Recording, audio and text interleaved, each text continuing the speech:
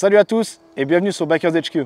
Aujourd'hui, on se retrouve à La Vallée de Joux. Et La Vallée de Joux en Suisse, c'est l'un des berceaux de l'horlogerie. Parce que nous les Suisses, il y a un truc qu'on sait faire, c'est les montres. Par contre, les Italiens, ce qu'ils savent vraiment faire, c'est ça.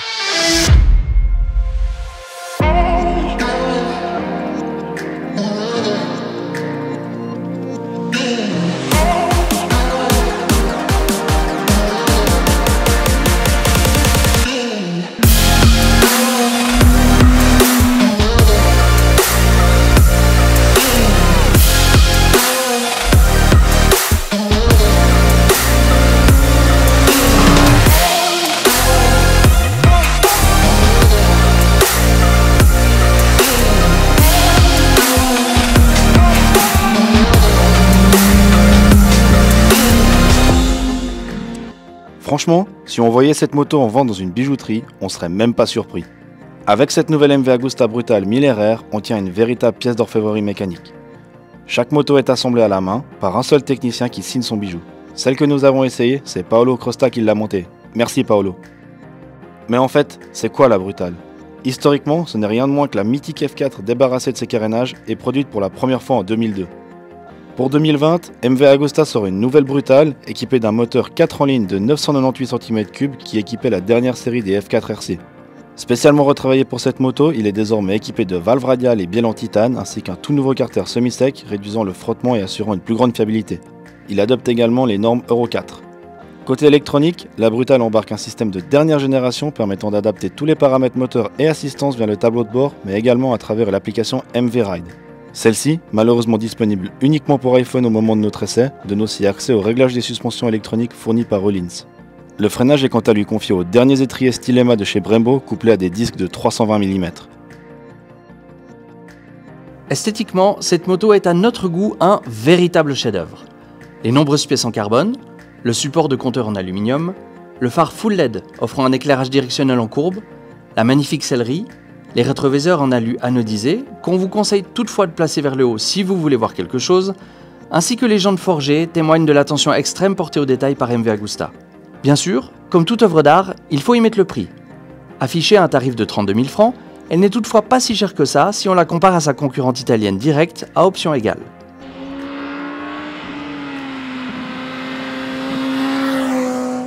En conduite, elle se révèle aussi exceptionnelle que son look agressif le laisse penser. Son ADN de sportif se ressent dans sa rigidité, sa précision en courbe, la position du pilote très sur l'avant et la rage de son moteur. Justement, en parlant de son moteur, il n'a rien à voir avec un 4 en ligne traditionnel et offre un caractère qui s'approche d'un V4. Après cette longue liste de louanges, il fallait bien qu'on lui trouve quelques défauts. Le rayon de braquage est digne d'une sportive et donc peu pratique lors des manœuvres. L'emplacement de la clé est difficile d'accès, mais a le mérite de ne pas cacher le magnifique support de compteur. Oui, la selle est superbe, mais elle ne sera pas grande copine avec votre postérieur. Selon votre morphologie, les supports de cale-pied passager et le cache d'échappement peuvent vous gêner. Promis, on n'a pas été payé pour dire ça, mais c'est sans hésiter le meilleur roadster que nous avons essayé jusqu'à maintenant.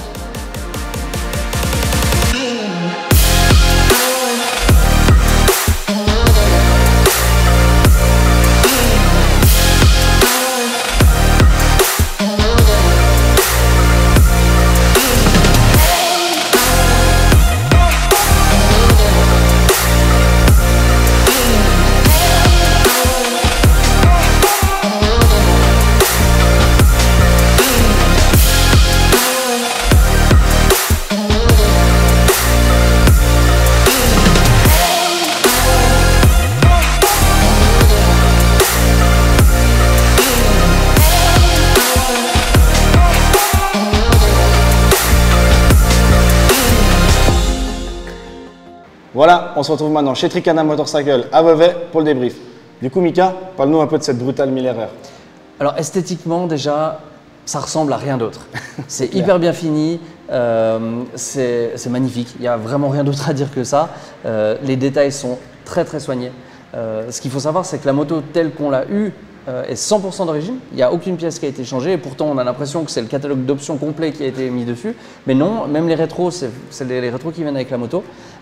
Et après sur tous les détails, ben voilà, on voit que c'est de l'italien, c'est super bien clair, étudié, super bien fini. Il y a du carbone de partout, même sur des pièces qui a priori n'auraient pas besoin de l'être, parce qu'elles sont à moitié cachées à côté du radiateur, ils ont mis du carbone. Donc ça, c'est vraiment un énorme plus pour cette moto. Bon, pour le prix, c'est clair, ils ont pu mettre le paquet. C'est clair. Mais bon, au final, par rapport à sa concurrente directe qu'on ne va pas citer, elle n'est pas forcément beaucoup plus chère. Et au final, vu comme elle est équipée, moi je trouve que le tarif, c'est justifié. Après, elle a un gros point fort aussi, c'est son moteur. Très clairement. Ouais, Ça, c'était la grosse surprise. Ce qu'il faut savoir, c'est qu'on a l'habitude de penser italien, du coup V2, V4. Ouais. Pas du tout, c'est un 4 en ligne. Mais c'est un 4 en ligne qui n'a rien à voir avec ce que font toutes les autres marques en 4 en ligne. Rien à voir avec les Japonais, rien à voir avec les Allemands. Et tu le sais pas. Alors déjà au niveau de la largeur sur la selle et au niveau du caractère, je te laisse nous en parler, mais le caractère est incroyable. Ouais, c'est clair. Moi qui suis pourtant un grand fan des italiennes et justement comme je disais, qui sont plutôt orientés en général vers un V4 ou un V2, bah là, franchement, moi déjà à la base, quand j'ai vu la moto, je pensais pas que ce serait un 4 en ligne. Surtout en plus après quand je me suis assis dessus parce qu'elle est hyper fine la moto. Donc on a l'habitude des 4 en ligne qui sont peut-être un peu plus larges au niveau des genoux. Et là, pas du tout. Non, le moteur est placé plutôt sur l'avant. C'est ça, ouais. Et c'est vrai que quand on est assis dessus, déjà ça a la même largeur quasiment qu'une Ducati V2. Et on arrive encore à serrer les jambes et à devoir forcer pour réussir à toucher les genoux contre le cap. C'est sûr. Donc c'est vrai que c'est assez impressionnant et on est vraiment calé dans la moto, ça c'est quelque chose de très agréable. Et du coup, ce caractère moteur, franchement, qui n'a rien à envier à un V4 au final, parce que pour un 4 en ligne, il est vraiment couplé en bas. C'est hyper polyvalent à utiliser. Nous, on l'a essayé un peu dans toutes les situations, autant que ce soit dans l'école, à tirer un peu dedans, ou bien à rouler en ville, ou bien même sur des petites routes. C'est vrai qu'il est vraiment agréable à utiliser dans toutes les situations. Malheureusement, on n'a pas pu l'essayer sur piste. Non, et pourtant, ça aurait été cool. C'est là qu'elle sera à l'aise parce qu'il y a 208 chevaux, c'est un monstre. Il faut le dire, ça prend tout le temps, c'est comme tu disais très agréable à rouler, il y a tout le temps du couple, il y a tout le temps de la puissance, elle intervient très tôt. Alors il faut savoir une chose, c'est que cette moto elle est livrée avec 2 pignons, elle arrive avec le pignon de 16, mais dans la boîte avec le reste des accessoires dont on parlera tout à l'heure, il y a un pignon de 15. Et du coup, là, Tricana, ce qu'ils ont fait, c'est que quand ils ont fait le service des 1000, ils ont mis ce pignon de 15 et du coup, on gagne un agrément de conduite par rapport à d'autres motos qu'on est en train de tester et qu'on trouve un peu longues en bas, voire très longues en bas. Là, c'est vraiment agréable et je pense que c'est un gros plus pour la route de pouvoir mettre ce pignon de 15 sur cette moto. C'est clair, bien sûr. Puis du coup, comme on a dit, ça la rend plus coupleuse en bas, donc plus facile à utiliser. Et puis après, c'est vrai qu'en plus, c'est une moto qui est super maniable. Ouais. Franchement, j'étais impressionné. Elle a l'air grosse, elle a l'air lourde, elle est large devant avec ses winglets et tout ça. Mais au final, c'est un vrai jouet. La moto, elle est vraiment bien. Elle se place en courbe, mais très facilement. Voilà, comme une petite. On y pense, elle y va. C'est ça. Il n'y a pas besoin de forcer. Ouais, il suffit de regarder. Ouais. Ça se penche, ça va tout seul. Et puis même à rouler en ville pour passer entre les voitures et tout ça, c'est facile à rouler. Ouais. Le seul petit bémol qu'on aurait, c'est comme la Street Fighter, donc évidemment sa concurrente directe, ça braque pas. Non. Par contre, je vais me permettre de te reprendre sur 2 termes que tu as utilisés, c'est maniable et facile. Parce que c'est en tout cas pas une moto pour débutants. Non, c'est clair. Quand je disais maniable et facile, c'est plutôt polyvalente au final. Et puis évidemment, il faut avoir quand même une certaine expérience dans la moto pour pouvoir prendre, je veux dire, sans risque cette moto. Parce que c'est vrai que c'est quand même un vrai monstre. Clairement, ouais, ça c'est clair. Et puis après, elle est aussi extrêmement rigide. On a déjà une position qui est très portée sur l'avant.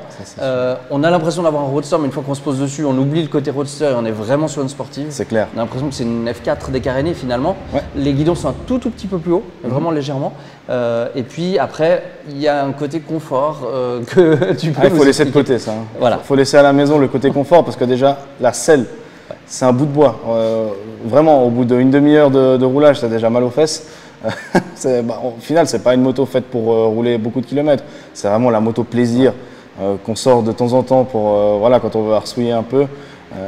La selle passager, étonnamment, franchement, j'ai pas beaucoup roulé derrière toi, mais pour le peu de kilomètres que j'ai fait derrière toi, c'est quand même assez confortable.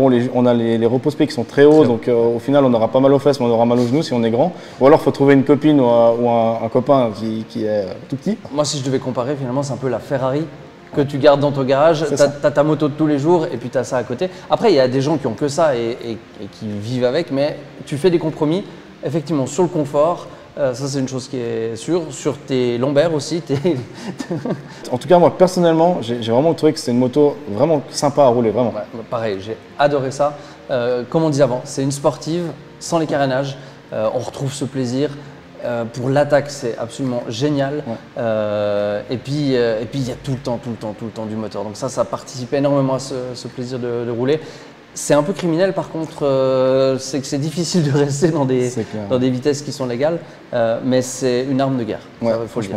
Moi j'étais surpris parce que souvent les roadsters, comparés aux sportifs, dans les courbes, ils ont tendance à être un peu moins précis, à être, voilà, quand on regarde où on veut aller, les roadsters, ils ont tendance à vite dévier de la trajectoire. Là, vraiment pas du tout, c'est un rail la moto. Une fois qu'elle est posée sur l'angle, franchement, là, on n'a aucun souci à aller poser les genoux avec la moto. Une fois qu'elle est posée, elle va exactement où on veut. Malheureusement, on n'a pas pu l'essayer sur piste parce qu'on a encore, les accords avec la piste se sont faits encore cette semaine. Donc, on espère une fois pouvoir la prendre sur piste. Mais je crois que Tricana serait assez motivé à se prendre la tête sur piste. À voir, on lui demandera. On lui demandera, mais franchement, c'est vrai que ce serait sympa. C'est finalement l'endroit où une moto comme ça sera le mieux. C'est clair, parce que tu peux l'exploiter. Ouais. C'est comme la plupart de ces motos avec plus de 200 chevaux sur la route. Alors on va pas dire que ça sert à rien parce que le plaisir il y est et puis c'est un kiff d'avoir un truc comme ça, franchement. Et moi le type qui va dépenser cette somme-là pour une moto comme ça, je le comprends entièrement parce que il y a tout. C'est clair. C'est une Ferrari au final. Et je pense qu'il y a surtout quelque chose qui est très important à parler aussi, c'est le service MV Agusta qui est derrière. Ouais.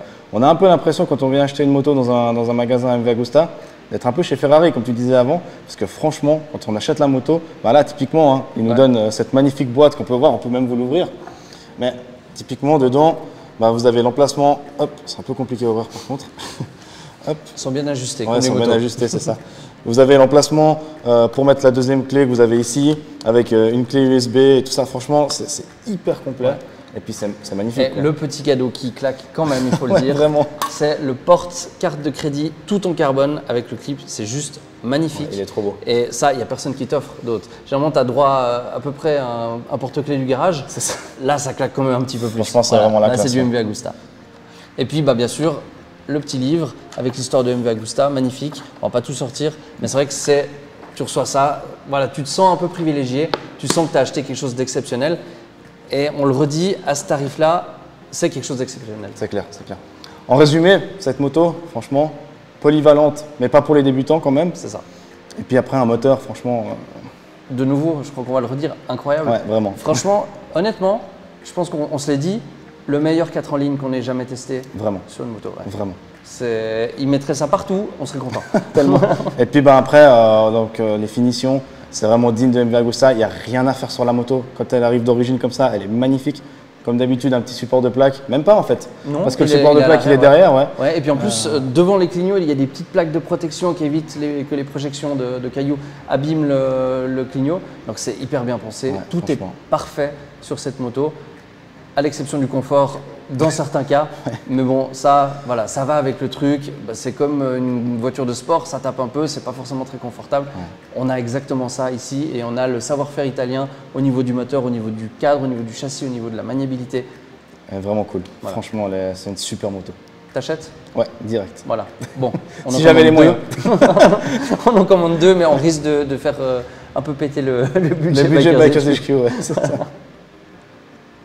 En conclusion, on a aimé l'esthétique atypique et les finitions haut de gamme, le comportement routier et l'agilité exceptionnelle, le moteur génial dans toutes les situations, l'univers exclusif MV Agusta.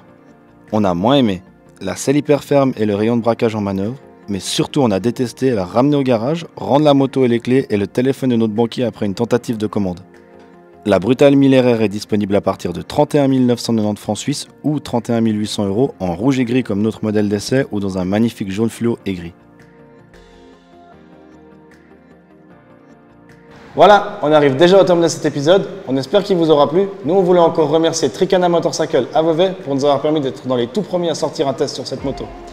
Nous, on se retrouve dès la semaine prochaine pour un nouvel épisode. D'ici là, n'oubliez pas de vous abonner à la chaîne YouTube et d'activer les notifications. On se retrouve également sur le profil Instagram. On vous met le lien juste là. À tout bientôt. Ciao.